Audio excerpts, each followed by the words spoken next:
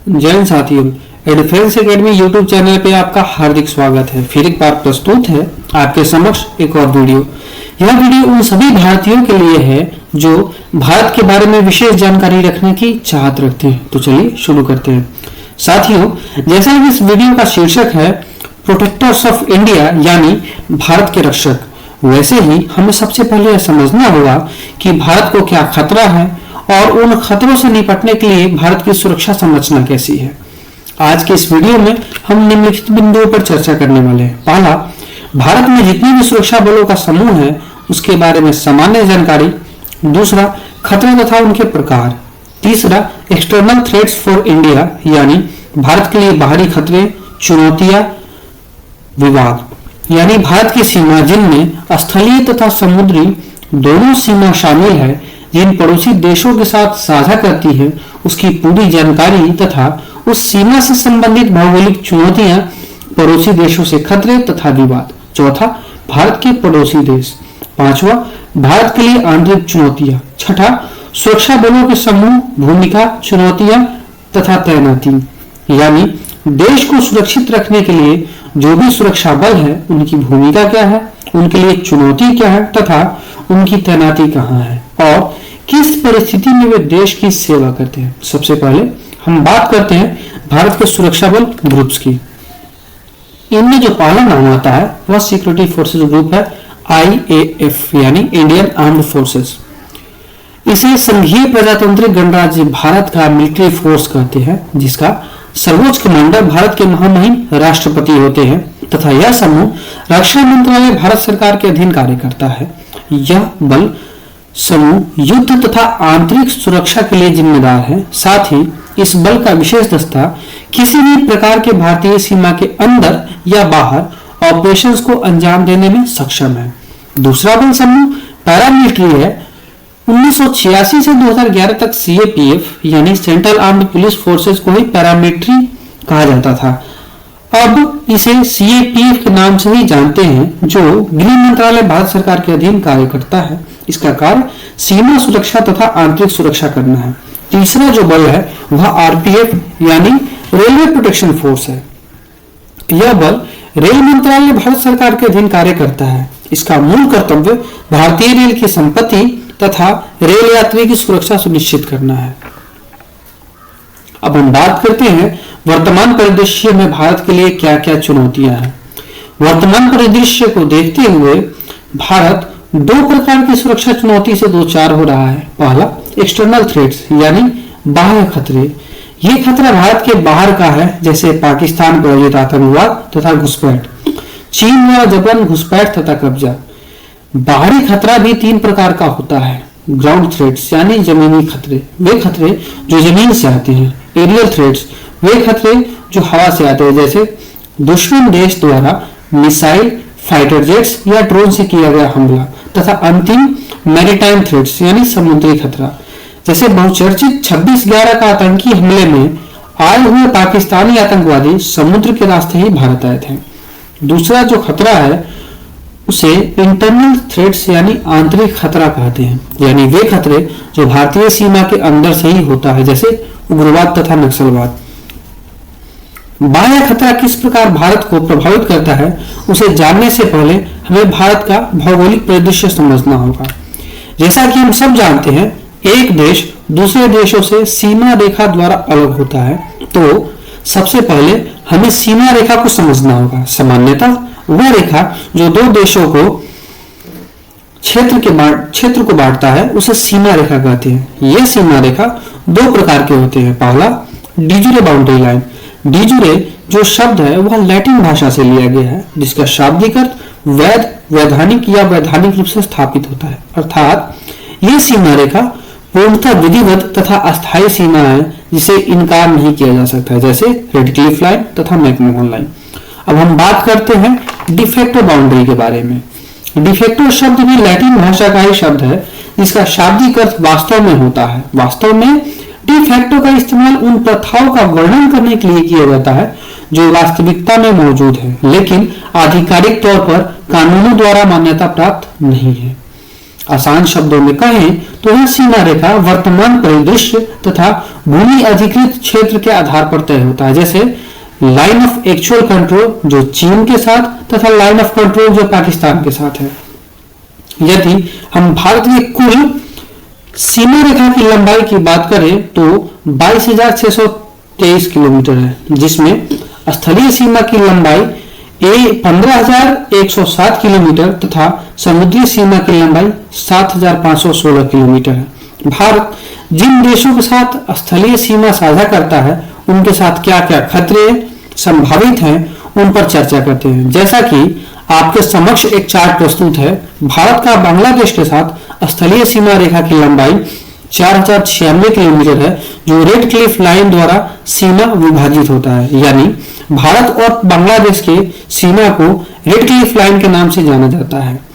बांग्लादेश के साथ खतरों में नशीली दवाइयों तथा गौ तस्करी, मानव तस्करी तथा अवैध घुसपैठ और अवैध आप्रवास शामिल है। भारत भूटान सीमा इंडो भूटान बाउंड्री लाइन द्वारा अलग होती है, जिसकी लंबाई 578 किलोमीटर है। इनमें सबसे रोचक तथ्य यह है कि भूटान की सुरक्षा की जिम्मेदारी भारत के पास है।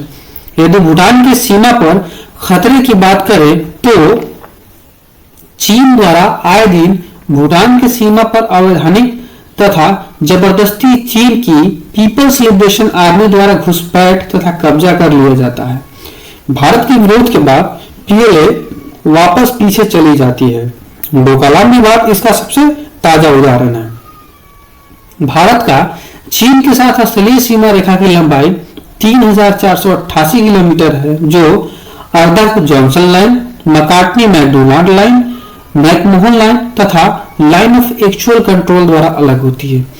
सीमा पर चीनी खतरा भूटान की ही भांति जबरन तथा अवैधानिक घुसपैठ और कब्जा करना है।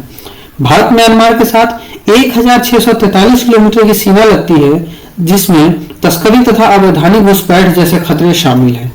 भारत के उत्तर पूर्वी राज्यों में जितने भी उग्रवादी संगठन हैं, सबका बेस लगभग म्यांमार में ही होता है। भारत नेपाल सीमा रेखा की लंबाई 1,752 किलोमीटर है, जहां से शराब तथा अन्य नशीले पदार्थ की तस्करी तथा गैर कानूनी रूप से घुसपैठ शामिल है। बहुचर्चित सीमा गुलाम हैदर भी नेपाल के रास्ते भारत में घुसपैठ की थी तथा काला पानी, लिम्पियाधुरा और लिपुलेख विवाद भी हालिया विवादों में से एक है। भारत के पूर्वोत्तर राज्यों को छोड़कर जितनी भी आतंकी घटनाएं हुई हैं, उन सबके पीछे पाकिस्तान का ही हाथ रहता है। भारत पाकिस्तान सीमा रेड क्लिफ रेखा तथा लाइन ऑफ कंट्रोल द्वारा अलग होती है, जिसकी कुल लंबाई 4,063 किलोमीटर है। खतरा भारत को पाकिस्तान से क्या है, यह जग जाहिर है। कोकीन तथा हेरोइन जैसे मादक पदार्थों की हथियार, गोला बारूद की तस्करी पाकिस्तान द्वारा की जाती है, जिसमें उनकी आर्मी तथा बॉर्डर गार्डिंग फोर्स भी शामिल होता है।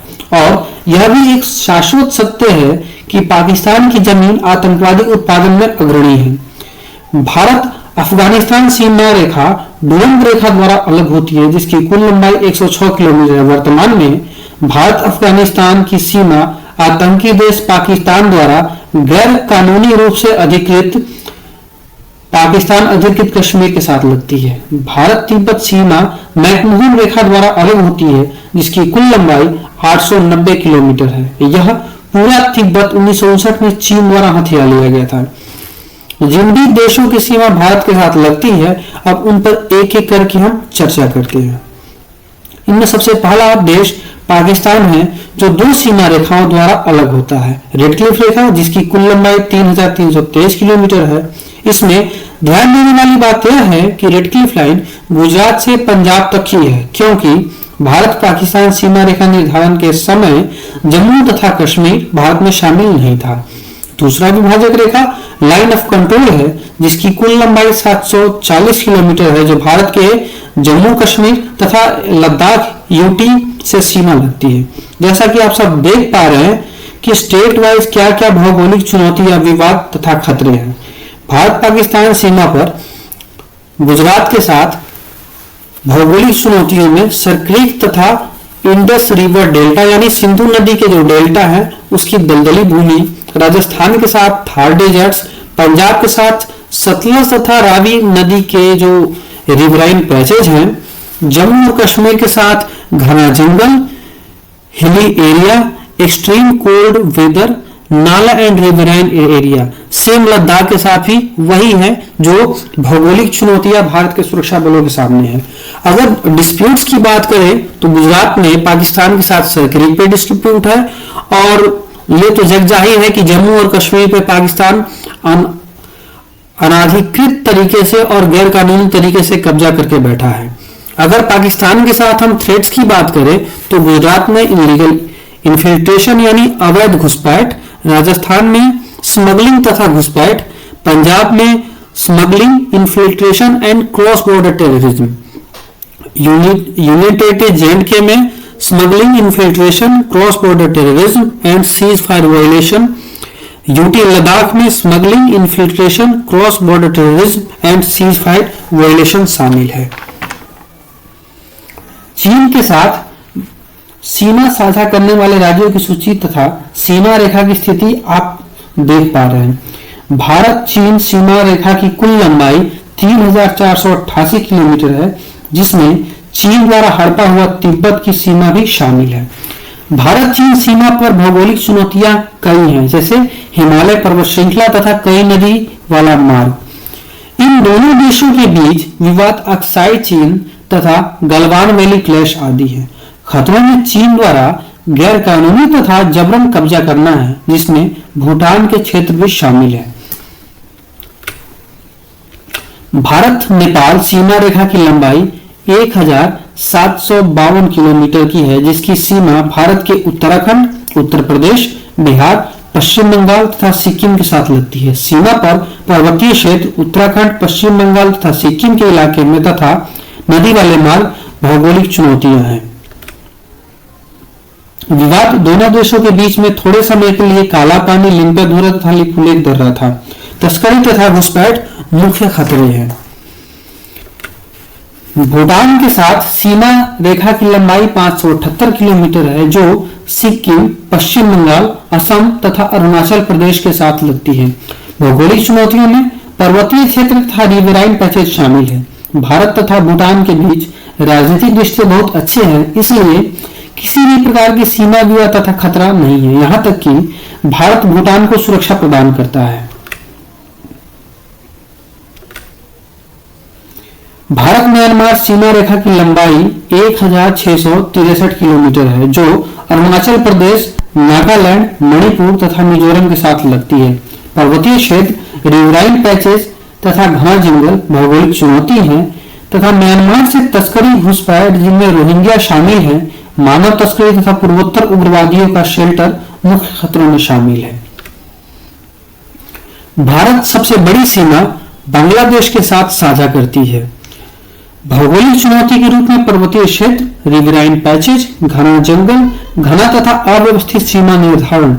कई ऐसे घर है जिसके बीच से भारत बांग्लादेश की सीमा गुजरती है। इनके बीच अवैध प्रवास तथा तीस्ता नदी जल विवाद है। बांग्लादेश की तरफ से खतरों में तस्करी, घुसपैठ तथा मानव तस्करी शामिल है। ये तो थे बाहरी खतरे। अब हम आंतरिक खतरों के बारे में बात करते हैं। हम सब यह जानते हैं कि जम्मू तथा कश्मीर पाकिस्तान प्रायोजित आतंकवाद, पत्थरबाजी, सेना पर तथा अन्य सुरक्षा बलों पर तथा अलगाववाद से लंबे समय से जूझ रहा है। पंजाब प्रांत खालिस्तानी आतंकवादियों से ग्रसित रहा है तथा नक्सलवाद से वर्तमान में भारत के 9 राज्य प्रभावित हैं, जिनमें शामिल है छत्तीसगढ़, आंध्र प्रदेश, झारखंड, केरल, मध्य प्रदेश, महाराष्ट्र, ओडिशा, तेलंगाना तथा पश्चिम बंगाल। जैसा कि आप सब मैप, भारत का पूर्वोत्तर राज्य लंबे समय से इंसर्जेंसी से जूझ रहा है, जो चीन, म्यांमार तथा बांग्लादेश समर्थित है। अगर इनमें इंसर्जेंट्स ग्रुप्स की बात की जाए तो यूएनएलएफ यानी United National Liberation Front, Marxist तथा Maoist groups, Tripura National Volunteers आदि शामिल हैं। ये तो थे भारत के लिए आंतरिक खतरे। समुद्री खतरे में मुख्यतः तस्करी तथा घुसपैठ शामिल है। 26/11 का आतंकी हमला हो या हाल ही में नेवी द्वारा बड़ी मात्रा में मादक पदार्थों की खेप को अरब सागर में पकड़ना हो, ये तो थे भारत के खतरे। अब इन खतरों से निपटने के लिए भारत में कितने संगठन या सुरक्षा बल कार्य करते हैं, अब हम उस पर चर्चा करते हैं। भारत में मुख्यतः 3 प्रकार के सुरक्षा बल समूह कार्य करते हैं। पहला है इंडियन आर्म्ड फोर्सेज, दूसरा है सेंट्रल आर्म्ड पुलिस फोर्सेज तथा और भी सुरक्षा बल हैं जो भारत की सुरक्षा में अहम भूमिका निभाते हैं। अब हम बात करते हैं इंडियन आर्म्ड फोर्सेज की। जैसा कि हमने इस वीडियो के प्रारंभ में ही बताया था कि इंडियन आर्म्ड फोर्सेज में इंडियन आर्मी, इंडियन नेवी तथा इंडियन एयरफोर्स शामिल है। इन तीनों बलों में डायरेक्ट रिक्रूटमेंट यानी सीधी भर्ती होती है। दूसरा बल समूह सेंट्रल आर्म्ड पुलिस फोर्सेज है जो 3 प्रकार के ग्रुप्स में बटा हुआ है। पहला बॉर्डर गार्डिंग फोर्स जिसमें बीएसएफ, आईटीबीपी, एसएसबी तथा असम राइफल। दूसरा स्पेशल टास्क फोर्स जिसमें एनएसजी तथा तीसरा इंटरनल सिक्योरिटी ग्रुप्स जिसमें सीआरपीएफ तथा सीआईएसएफ शामिल है। अब हम बात करते हैं बीएसएफ के बारे में। बॉर्डर सिक्योरिटी फोर्स यानी सीमा सुरक्षा बल, जिसकी मुख्य जिम्मेदारी रेड क्लिफ लाइन यानी भारत पाकिस्तान तथा भारत बांग्लादेश की सीमा सुरक्षा करना है। साथ ही आंतरिक सुरक्षा ड्यूटी, एंटी नक्सल ऑपरेशन तथा चुनाव ड्यूटी भी इसकी जिम्मेदारी है। यह विश्व की सबसे बड़ी सीमा रक्षक बल है। सीमा सुरक्षा बल भारतीय सेना के साथ एलओसी पर भी देश की रक्षा में खड़ी है, इसलिए इसे India first line of defence कहा जाता है। दूसरा बल इंडो तिब्बतन बॉर्डर पुलिस है जो भारत चीन सीमा पर तैनात है। भारत चीन सीमा पर अत्यधिक ठंड में तैनाती के कारण इन्हें हिमवीर भी कहा जाता है। ये बल भी आंतरिक सुरक्षा ड्यूटी, चुनाव ड्यूटी में तैनात रहते हैं। तीसरा बल एसएसबी यानी सशस्त्र सीमा बल है जिसकी तैनाती भारत नेपाल तथा भारत भूटान सीमा पर होती है। ये भी इंटरनल सिक्योरिटी ड्यूटी तथा चुनाव ड्यूटी में तैनात होते हैं। चौथा बल असम राइफल है जो भारत म्यांमार सीमा पर तैनात है। इसके अलावा ये बल काउंटर इंसर्जेंसी तथा पूर्वोत्तर राज्य में लॉ एंड ऑर्डर स्थापित करने हेतु भारतीय सेना के सहायक के रूप में कार्य करती है। सीएपीएफ में दूसरा बल एनएसजी यानी नेशनल सिक्योरिटी गार्ड्स यानी राष्ट्रीय सुरक्षा बल है जो कई समूहों में बटी हुई है। इनमें पहला समूह एसएजी यानी स्पेशल एक्शन ग्रुप है। यह भी 2 ग्रुप्स में बटी हुई है, 51 एसएजी तथा 52 SAG. 51 SAG counter insurgency and counter terrorism यानी उग्रवाद तथा आतंकवाद रोधी अधिनियम या अभियान चलाने हेतु तथा 52 एसएजी एंटी हाईजैकिंग ऑपरेशन हेतु प्रतिबद्ध है। इसके लिए इंडियन आर्मी से ऑन डेपुटेशन या प्रतिनियुक्ति पर भर्ती लिए जाते हैं। दूसरा समूह एसआरजी यानी स्पेशल रेंजर ग्रुप है। शुरुआत में यह ग्रुप एमएसजी को logistic, arms and ammunition supply तथा कॉर्डन यानी घेराव ऑपरेशन एरिया के करते थे, लेकिन बाद में इसे वीआईपी सिक्योरिटी के लिए लगा दिया गया। इसमें सीएपीएफ से प्रतिनियुक्ति पर भर्ती होते हैं। तीसरा ग्रुप एससीजी यानी स्पेशल कंपोजिट ग्रुप है जो एनएसजी के क्षेत्रीय केंद्रों पर तैनात रहते हैं और वे अपने पास होने वाली घटनाओं पर प्रतिक्रिया देने हेतु प्रतिबद्ध हैं। इनमें सीएपीएफ तथा इंडियन आर्मी दोनों से ही प्रतिनियुक्ति पर भर्ती किए जाते हैं। चौथा ग्रुप ईएसजी यानी इलेक्ट्रॉनिक सपोर्ट ग्रुप है जिसका मुख्य कार्य एनएसजी को संचालन में सहायता के लिए संचार और तकनीकी सहायता प्रदान करना है। तीसरे सीएपीएफ का जो ग्रुप है वह आंतरिक सुरक्षा ड्यूटी हेतु प्रतिबद्ध है, जिनमें पहला सीआरपीएफ है यानी सेंट्रल रिजर्व पुलिस फोर्स है। यह दुनिया की सबसे बड़ी पैरामिलिट्री फोर्स है जो भारत में इंटरनल सिक्योरिटी ड्यूटी तथा काउंटर इंसर्जेंसी ऑपरेशन के लिए प्रतिबद्ध है। दूसरा सीआईएसएफ यानी सेंट्रल इंडस्ट्रियल सिक्योरिटी फोर्स है जो सरकारी कारखानों तथा अन्य सरकारी उपक्रमों को सुरक्षा प्रदान करता है, जैसे कारखाना, मेट्रो स्टेशन, एयरपोर्ट इत्यादि। तीसरे बल समूह में जो बल शामिल है वो इस प्रकार है। पहला स्पेशल सेक्रेटेरिएट फोर्स, इसकी जिम्मेदारी सेंट्रल सेक्रेटेरिएट बिल्डिंग की सुरक्षा करना तथा बाकी वहां के अधिकारियों की सुरक्षा प्रदान करना। दूसरा स्पेशल फ्रंटियर फोर्स, ये बल कोवर्ट ऑपरेशन इंडियन आर्मी के साथ, बॉर्डर गार्डिंग आईटीबीपी के साथ चीन बॉर्डर पे इनकी मुख्य जिम्मेदारी है। तीसरा बल समूह स्पेशल प्रोटेक्शन ग्रुप है जो प्राइम मिनिस्टर तथा प्राइम मिनिस्टर के फैमिली की सुरक्षा सुनिश्चित करने हेतु प्रतिबद्ध है। चौथा जो बल समूह है वह इंडियन कोस्ट गार्ड है, जो रिस्पॉन्सिबल है maritime security along with Indian navy, यानी इंडियन कोस्ट गार्ड भारत के समुद्री क्षेत्रों की रक्षा करने के लिए प्रतिबद्ध है। तो ये था आज का वीडियो। धन्यवाद।